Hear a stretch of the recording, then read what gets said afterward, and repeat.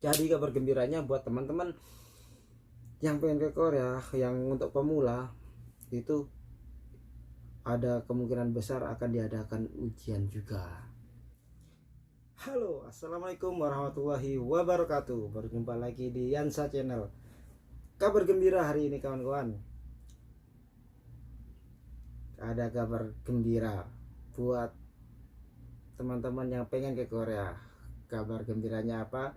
Ujian CBT khusus buat teman-teman yang pengen ke Korea. Jumlahnya yang ngikutin ujian sebanyak, belum ya, saya sambil baca datanya, nanti takut salah ngomong. Pesertanya berjumlah 1454 peserta. Ini masih, kan kemarin kan udah daftar, terus ini udah diverifikasi, terus masih ada seleksi yang pantas enggak pantasnya, maksudnya ada seleksi lagi lah. Enggak semuanya ini, jumlah semuanya ini enggak semuanya boleh ikutin ujian. Nanti ada linknya, siapa-siapa aja yang boleh ikutin ujian, saya linknya taruh di bawah di deskripsi. Terus yang persyaratan yang paling penting itu membawa hasil tes negatif dengan penyakit corona. Itu kan kalau di rumah sakit kita minta surat kesehatan, itu keluar macam kertas gitu untuk menunjukkan bahwa kita ini enggak terjangkit corona. Terus bawa baju bekerah, kaos bekerah juga boleh. Terus bawa sepatu, bawa masker. Terus suhu di atas 37,3 itu tidak boleh masuk ke ruangan, tidak boleh mengikuti ujian. Boleh, tapi kan 37,3 itu disisihkan di tes kesehatan lagi. Di situ mungkin ada timnya, terus mengikutin di tes. Misalnya kalau ini parah tidak boleh ngikutin, tapi kalau ini cuman panas biasa nggak apa-apa, suruh masuk.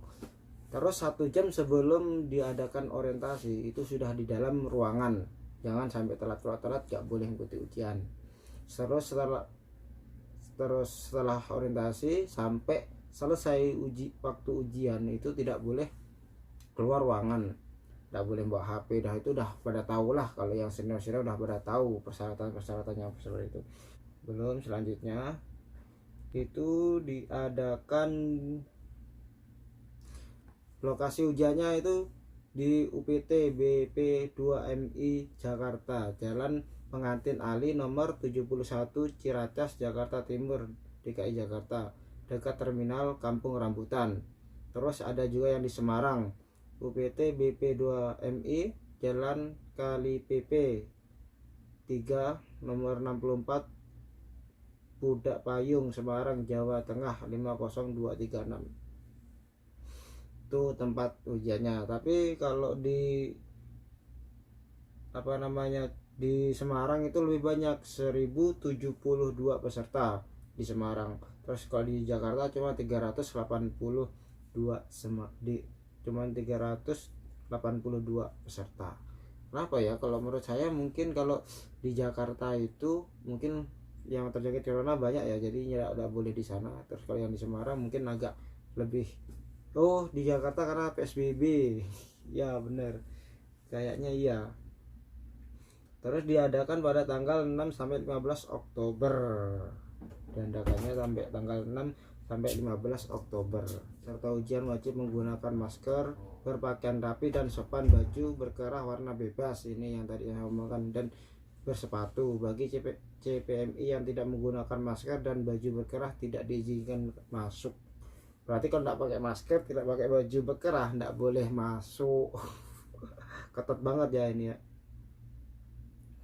Terus bawa hasil tes hasil rapid test COVID-19, kartu ujian, dan paspor, KTP yang buat daftar yang sebelum verifikasi itu, buat daftarnya itu dibawa. Itu syarat mutlaknya itu ya. Tuh, terus tidak boleh berkerumun di dekat gedung ujian, nggak boleh bergerombol-gerombol katanya. Ini beritanya baru loh, ini baru hari ini dibuat. Nanti linknya saya taruh di bawah di deskripsi biar bisa baca sendiri lengkapnya lah. Kalau baca semua nanti panjang kelamaan.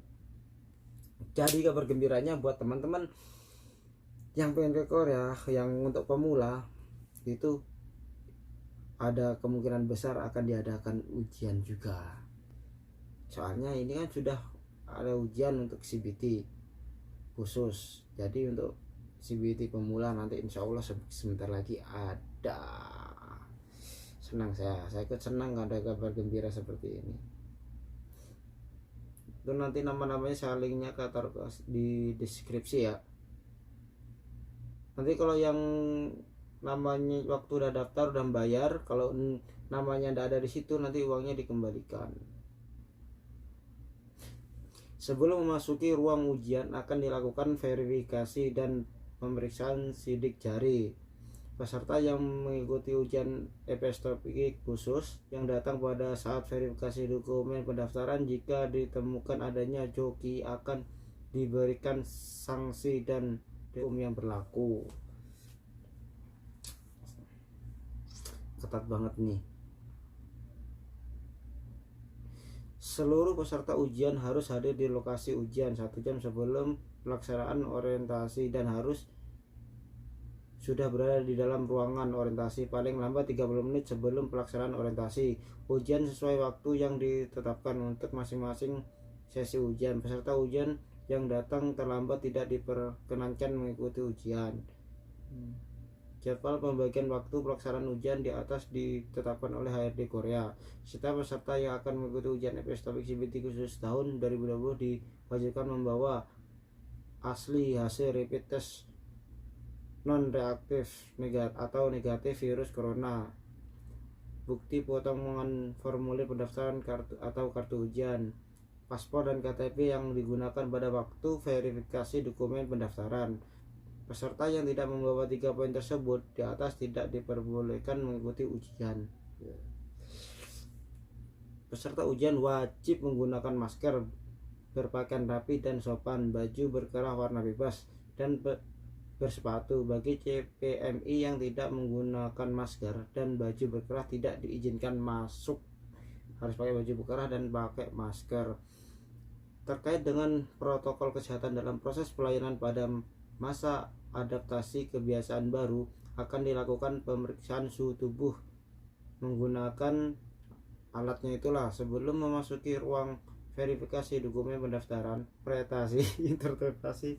interpretasi dan ditindaklanjuti hasil pengukuran suhu tubuh sebagai berikut. Ya, tadi sudah saya sebutkan 37,3 derajat Celcius itu. Nah, itu aja kabar bagus. Ada ujian, semoga nanti teman-teman bisa lulus semua, bisa kesini, bisa terbang. Nanti ada ujian CBT untuk pemula. Sekian video dari saya, terima kasih. Assalamualaikum warahmatullahi wabarakatuh.